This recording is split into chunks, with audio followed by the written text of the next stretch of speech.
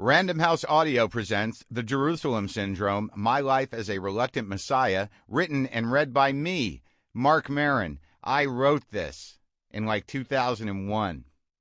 2000. Just listen. This book is for my mother, Toby, who claimed she did the best she could, and for my father, Barry, whose selfishness propelled me into the darkness.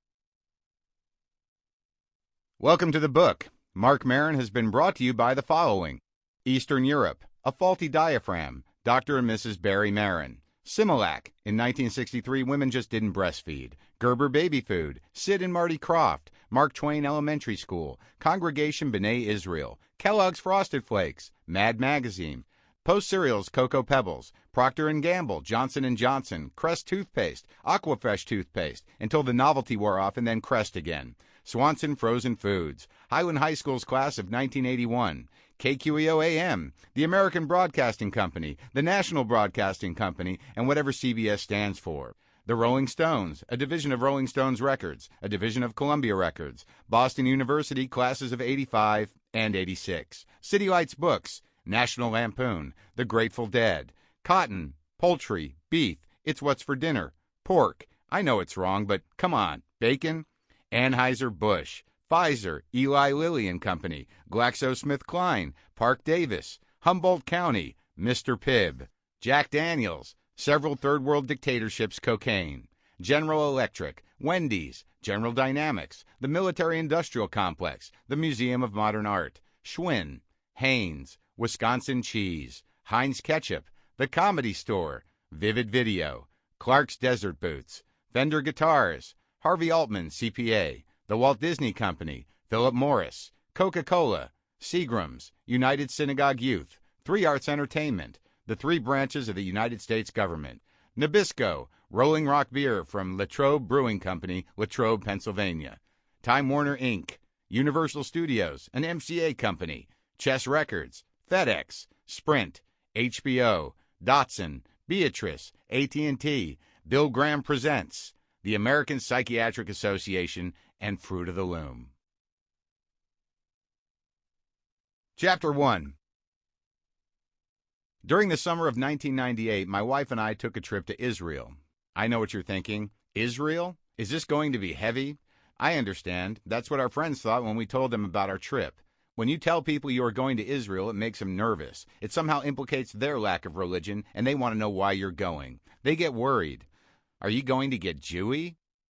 They don't know what you're going to be like when you get back. People change. Am I going to walk off the plane davening down the gateway wearing a talit and a yarmulke with payas bouncing beside my ears? Then they're going to think, now it's weird, we can't go to their house anymore, certainly not on Saturdays. That pre-torn toilet paper thing gives me the creeps. We didn't go to Israel to get Jewy. We went because a friend of mine invited us. It was only after we got back from Israel that I read about Jerusalem Syndrome. This is a psychological condition that occurs in some visitors to the Middle East. They get to Israel and just snap.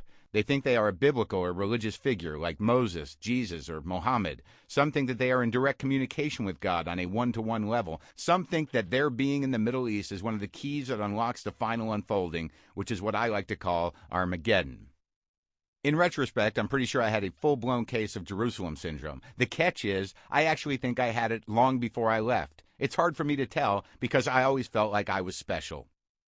I was the first child of my parents and the first grandchild for both sets of grandparents. So needless to say, I was special. For my entire life until the day she died a few years ago, my grandma Goldie would pull me aside from the rest of the brood, look me in the eyes, smiling, and say, "Marky, you're my number one." Then she would slip me a piece of dietetic coffee candy. The other reason I believe I'm special is mystical. I was born on Kol Nidre, the eve of Yom Kippur. It is the holiest night in the Jewish religion. It was 8:10 p.m., September 27, 1963. A somber mood rippled through the Judaic collective unconscious. Jews around the world were repenting for their sins and shame, guilt, and fear. They were all asking God to write their names into the book of life for one more year as I slid out of my mother, covered in blood and crying in a Jersey City hospital. What does it mean? I don't know. But Jesus was born on Christmas. What are the odds? And if there is any core to my faith at all, it is in that there are no coincidences. There is no word in Hebrew for coincidence. Nothing happens in God's world by chance. My father-in-law, Marty, wanted to be a rabbi, but instead became a psychiatrist, thus cutting out the middleman, God. I asked him if he had heard of Jerusalem syndrome and told him the symptoms. He said he had never come across it, but it sounded to him like a decompensating borderline personality disorder, paranoid schizophrenia with delusions of grandeur, or mania, which is what I like to call the fun side of bipolarity. He was, all in all, very clinical.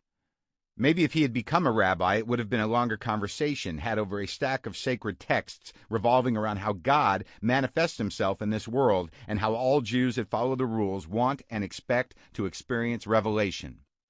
The Hasidim believe that all behaviors of people and all events, good or bad, are manifestations of God on earth. They are put before us so we may engage our free will and make a choice between life or death, good and evil, God or self.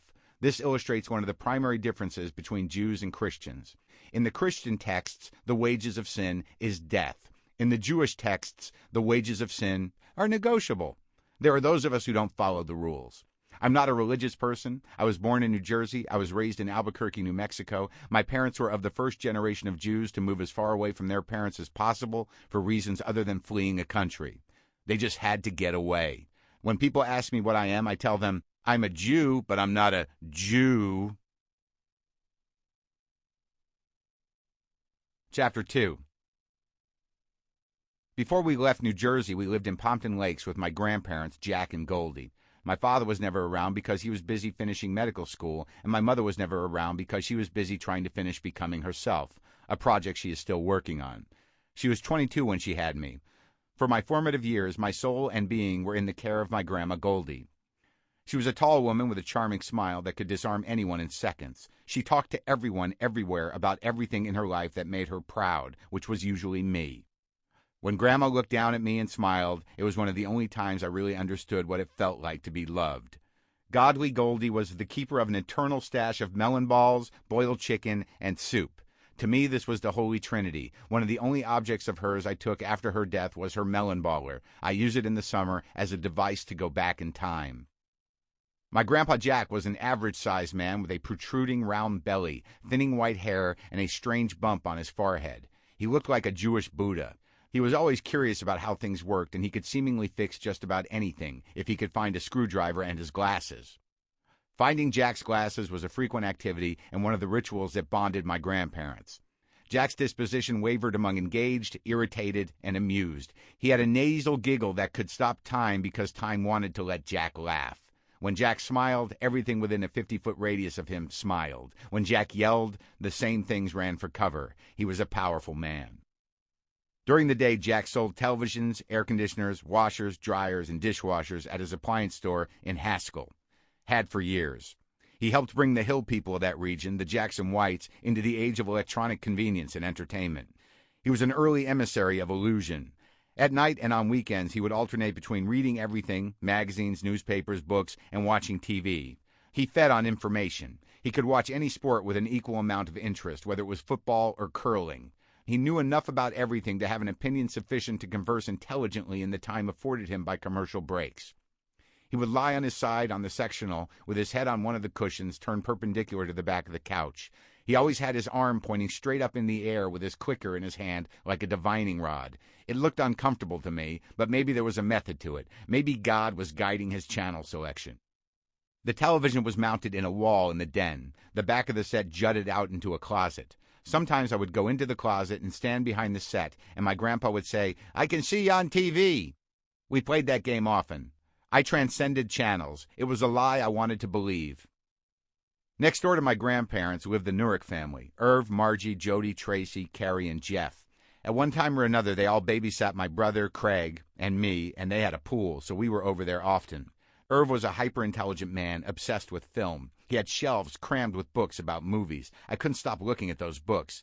There were stills from films I'd never seen, set beside formal portraits of the actors in them.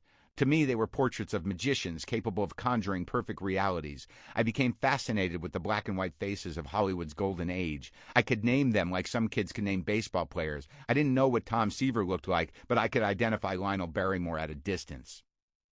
Deep within the Nurick house was a cave of enlightenment that permanently changed the way I looked at the world. The first time Carrie babysat us, I remember walking through a hallway in their house, then up some stairs into a small dark room that seemed to resonate with a compelling weirdness. Carrie was a bearded teenager. Sample complete. Ready to continue?